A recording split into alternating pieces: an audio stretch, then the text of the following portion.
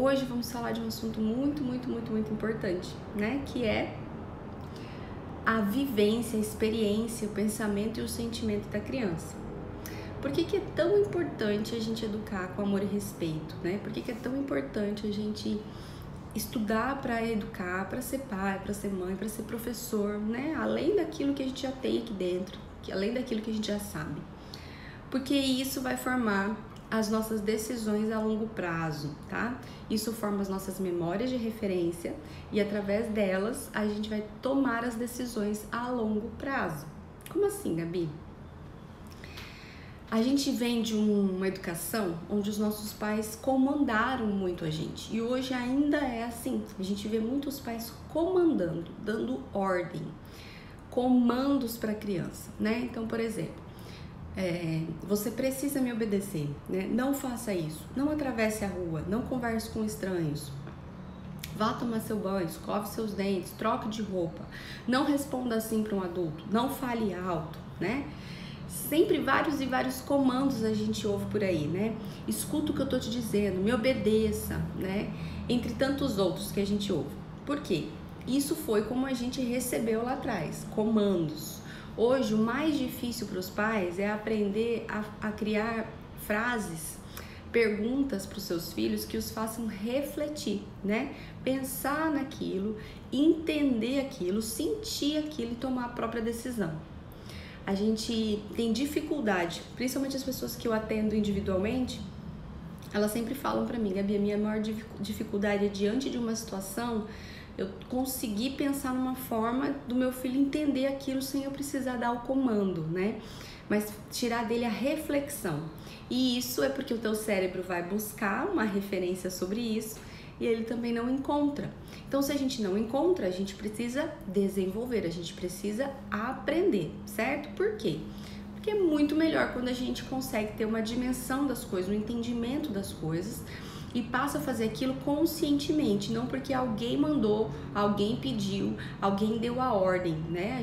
Quando a gente passa a ser consciente, a gente amplia a nossa mentalidade, né? A gente se torna mais inteligente, mais crítico também, mais persuasivo também, mais argumentativo, mais criterioso também, mais criativo, né? Curioso.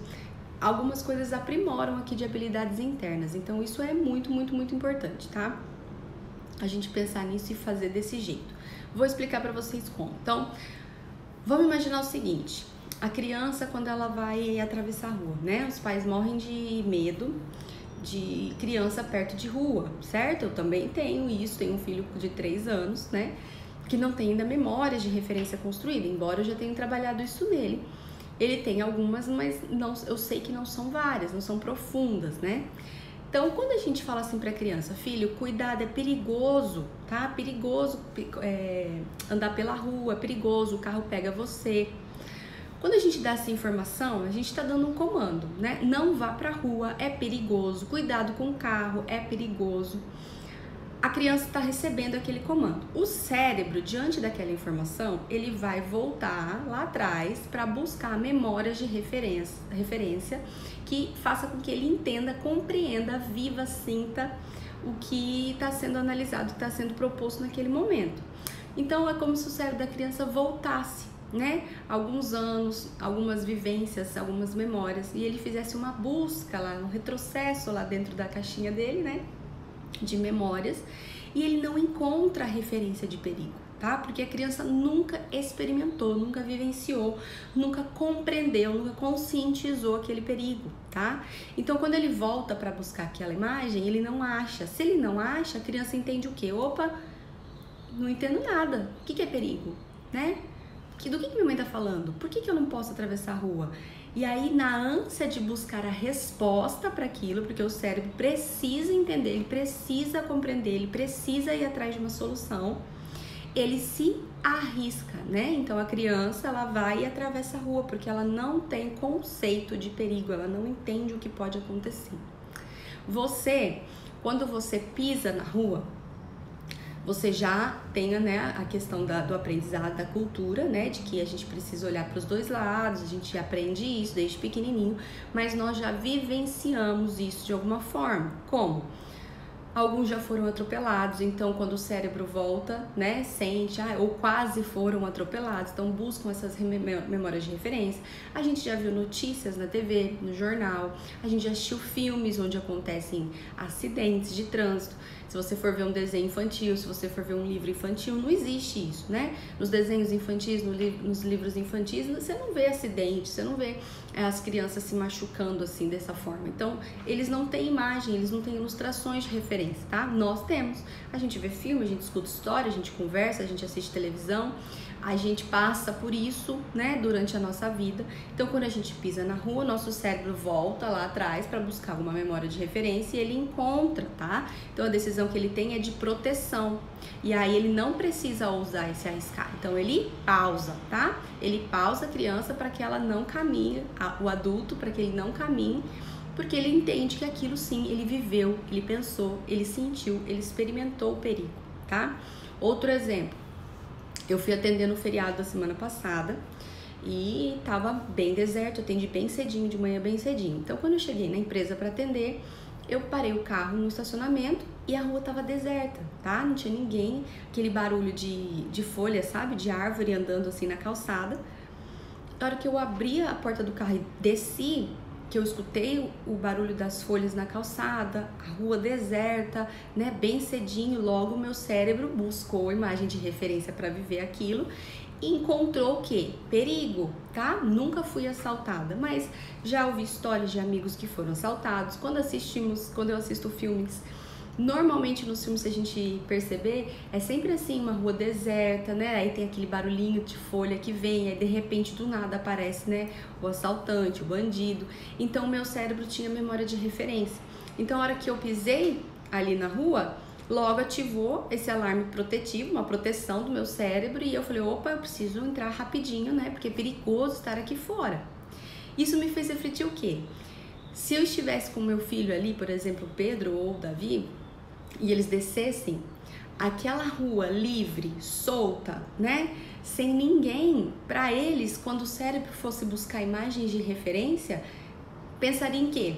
Opa, aqui eu posso brincar, aqui eu posso correr, aqui eu posso andar, né? Aqui eu posso ser livre.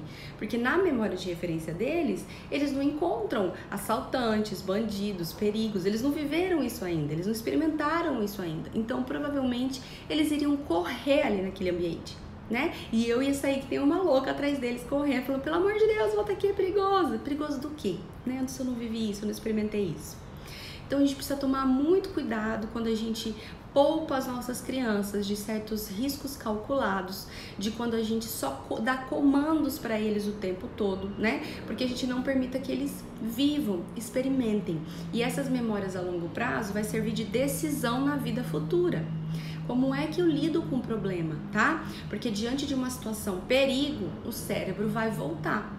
Se quando ele volta, tá? Uma situação perigo, uma situação ousada, uma situação de calma, de tranquilidade, qualquer que seja o cenário, o cérebro ele volta para achar memórias de referência que vá tomar a decisão dele hoje no presente. Se ele não encontra, imagine um adolescente, tá? Passando por uma frustração e ele foi poupado de frustrações a infância toda. Pais protetivos, que hoje a gente vê muito isso, né? Pais que super protegem, que não dizem não, que dão tudo o que o adolescente precisa, porque a gente vê o quê? Quando a gente tem pais hoje nesse cenário de que não querem que os filhos recebam não querem que os filhos fiquem com vontade de ter alguma coisa, na verdade os pais estão suprindo carências da infância, que naquela infância eu não tive, eu não pude, eu recebi muitos nãos, aquilo me amargurou. Olha as memórias de referência, a forma como os meus pais diziam não, a forma como os meus pais me fizeram sentir vontade de ter as coisas, as memórias de referências que eu tenho são negativas. Diante de uma situação do meu filho passar por aquilo, meu cérebro busca uma memória, acha dor. Então eu não quero mais que meu filho sinta a mesma dor que eu. E aí eu supro demais, eu protejo demais, certo? Aí lá na frente esse adolescente cresce. Aí ele precisa se arriscar, ele precisa ousar, ele precisa inventar, ele precisa talvez lidar, né, com pessoas melhores que eles, né, numa competição, seja por trabalho, seja por escola, qualquer que seja o cenário. Esse cérebro ele vai fazer uma retrospecção, ele vai voltar para resgatar memórias de referência e ele também não vai encontrar. E aí, diante daquilo, ele vai encontrar o quê? Um pai que protegeu, um pai que disse sim, um pai que validou, um pai que deu jeito, tá? E que ele não teve aquilo como uma falta, mas ele teve aquilo suprido. E aí, diante daquela situação, ele vai fazer o que eu faço? Então, dependendo do perfil comportamental desse adolescente, ou ele vai voltar pro pai e pedir, me protege, me ajuda, resolve isso pra mim, né? Eu tô perdido, só que daí como adulto eu quero ter habilidades, eu quero conquistar, porque depois que eu cresço, depois que eu faço 13, 14, 15 anos, eu quero começar a desenvolver a minha identidade pura, sem a necessidade dos meus pais, né? Então, por mais que o meu cérebro volte e entenda que eu preciso do meu pai para me ajudar, e eu busque isso, eu consiga resolver através dos meus pais, né, pela superproteção, aquilo não me traz felicidade, porque eu me sinto inútil. Tá? Quantos adultos a gente vê que os pais são super queridos, cuidam, protegem e amam, mas eles se sentem com baixa autoestima, com baixa confiança. Por quê? Porque eles sentem que essa capacidade não vem deles, mas vem dos pais. E agora eles queriam ter, mas o cérebro não encontra.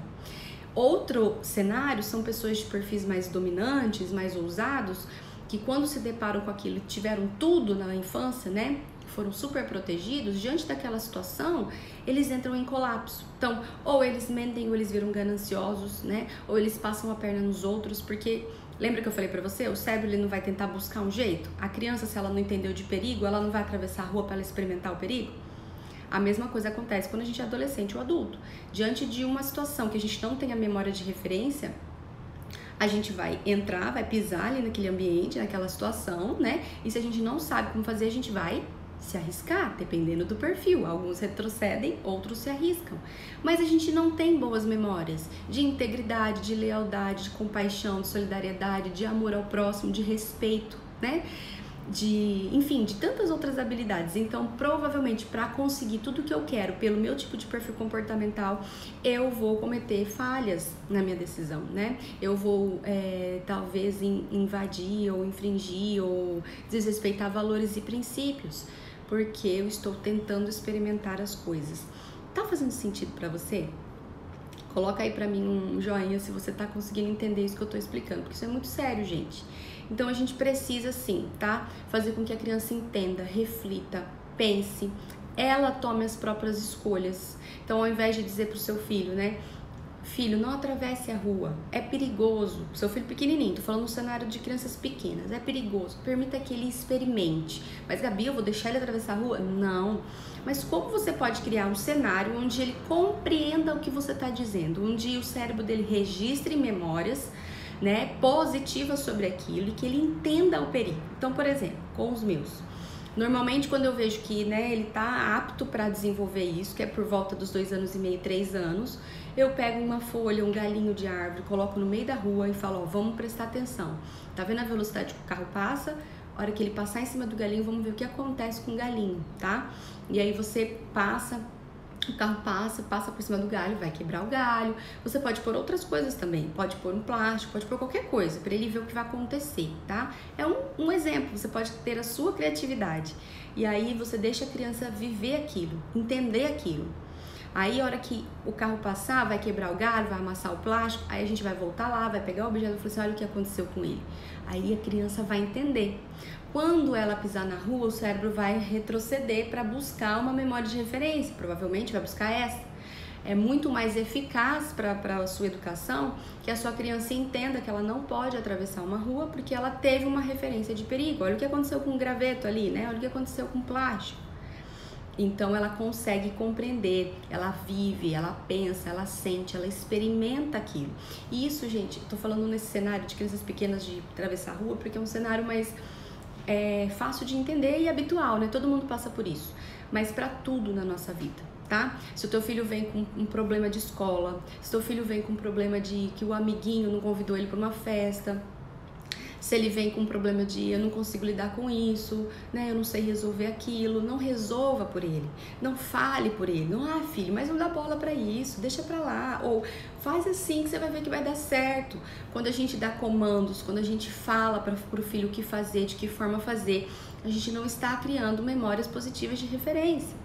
A gente está criando memórias de comando. Alguém precisa me guiar, alguém precisa dizer o que eu tenho que fazer, alguém precisa me conduzir. E lá, quando eu cresço, eu perco a minha autonomia, a minha autoconfiança, a minha identidade. Eu não tomo decisões, eu não sei, porque eu não tenho memórias de experimento para lidar com aquela situação. Gabi, o que eu faço então? Senta, conversa. O que você sentiu com isso? Como é que você está se sentindo? Por que você acha que aquilo aconteceu? De que forma a gente pode resolver isso? Entendeu? Buscar um jeito, buscar ilustrações, pensar em outras coisas, pensar em outras histórias. Conte para os seus filhos histórias que você já viveu.